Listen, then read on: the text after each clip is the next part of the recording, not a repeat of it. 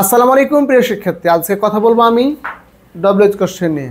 প্রিয় শিক্ষার্থী, যারা এই ক্লাসটি দেখছো তাদের জন্য, বিশেষ করে যারা 2025 সালে সরকারি প্রাথমিক বিদ্যালয়ে বৃত্তি পরীক্ষা দিবে পঞ্চম শ্রেণীর, তাদের জন্য এই ক্লাসটি খুবই হেল্পফুল হবে।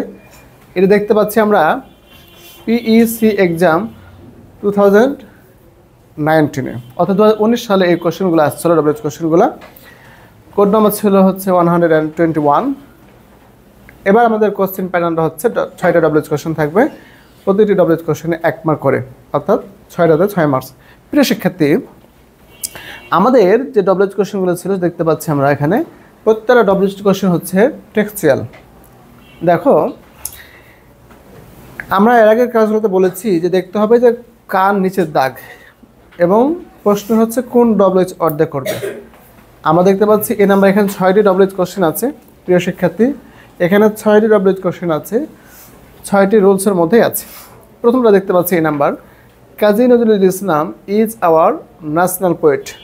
কাজী নজরুল ইসলাম আমাদের জাতীয় কবি। প্রিয় শিক্ষার্থী, আমরা জানি যখন ডব্লিউএইচ কোশ্চেন করি তখন নিজেকে কখনো জিজ্ঞেস করা যায় না, নিজে নিজে কখনো প্রশ্ন করা হয় না। অর্থাৎ আমার নাম কি, আমি তো কখনো প্রশ্ন করবো না।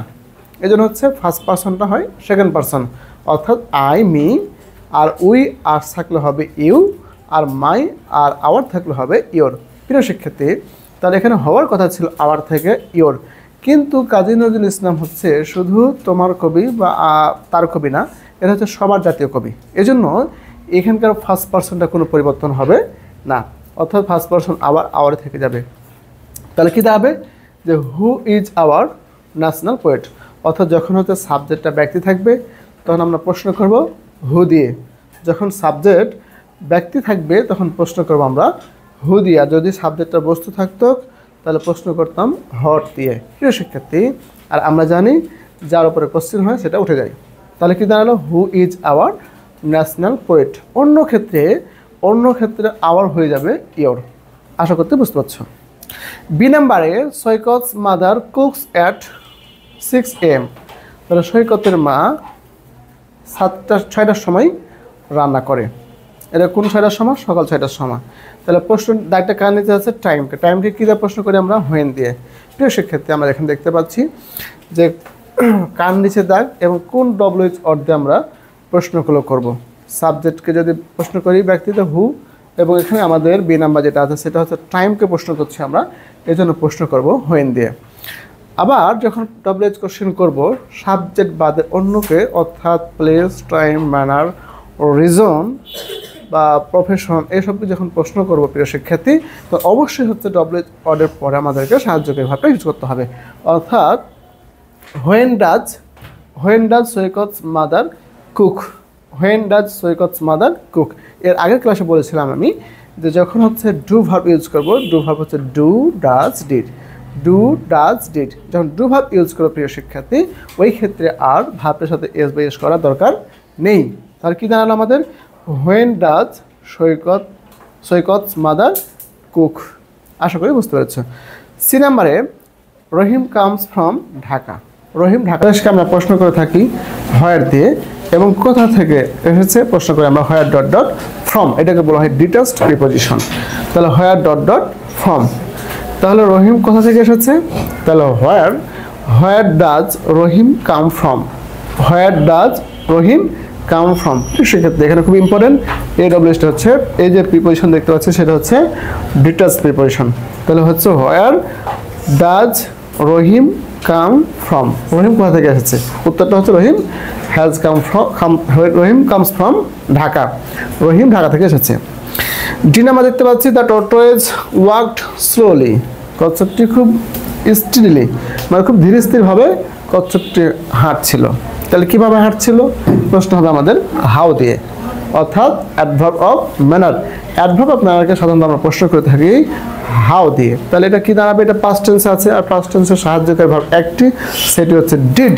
তাহলে how did the টর্টয়েজ walk, how did the টর্টয়েজ walk. এটা একটা কথা মনে রাখতে হবে আমাদের, যখন ডিড ইউজ করবো কোনো সেন্টেন্সে, ওই সেন্টেন্সে আর ভার্বের পাস্ট ফর্ম করা যাবে না, কারণ ডিড হচ্ছে একটা ডু ভার্ব, আর ডু ভার্বের রুলসটা হচ্ছে ডু ভার্বের পরে সবসময় ভার্বের বেস ফর্ম হয়। ইন আমরা দেখতে পাচ্ছি সাকিব ইজ এ স্টুডেন্ট। এই স্টুডেন্ট হচ্ছে একটা প্রফেশন, পেশাকে জিজ্ঞেস করছে। যখন প্রফেশন বা নাম জিজ্ঞেস করা হয় তখন প্রশ্ন করি আমরা হট দিয়ে, তাহলে হট ইজ সাকিব মানে সাকিব কি করে, হট ইজ ইউর ফাদার তোমার বাবা কি করে, হট ইজ ইউর মাদার তোমার মা কি করে, এভাবে। তাহলে হট দিয়ে প্রশ্ন করে থাকি আমরা পেশা বা নাম, বা হটস ইউর নেম তোমার নাম কি, তাহলে নেম এবং প্রফেশন অর্থাৎ পেশাকে আমরা প্রশ্ন করে থাকি হট দিয়ে। তাহলে হট ইজ সাকিব, সাকিব কি করে, Sakib is a student. Last আমরা যেটা দেখতে পাচ্ছি সেটা হচ্ছে we go to hospital to get treatment.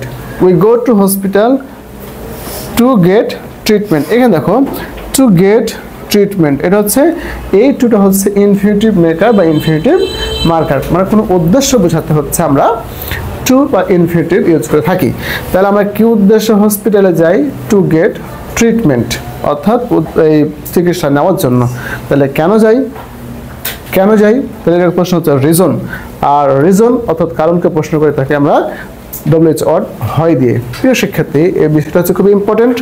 আমি আবার বলছি যে we go to hospital to get treatment, যখন কোনো রিজন বোঝাবে বা কারণ বোঝাবে বা কোনো উদ্দেশ্য বোঝাবে ওই ক্ষেত্রে হচ্ছে আমাদের WH অর যেটা নিতে হবে সেটা হচ্ছে হয়, সেটা নেব আমরা হয়। কেন যাই আমরা, কেন স্কুল যাই, কেন কলেজ যাই, এভাবে আমাদের প্রশ্ন করতে হবে হয় দিয়ে। তাহলে প্রশ্নটা কী হবে, হয় ডু, এখানে দেখো ইউ উই হচ্ছে ফার্স্ট পারসন সেকেন্ড পারসন পরিবর্তন হবে।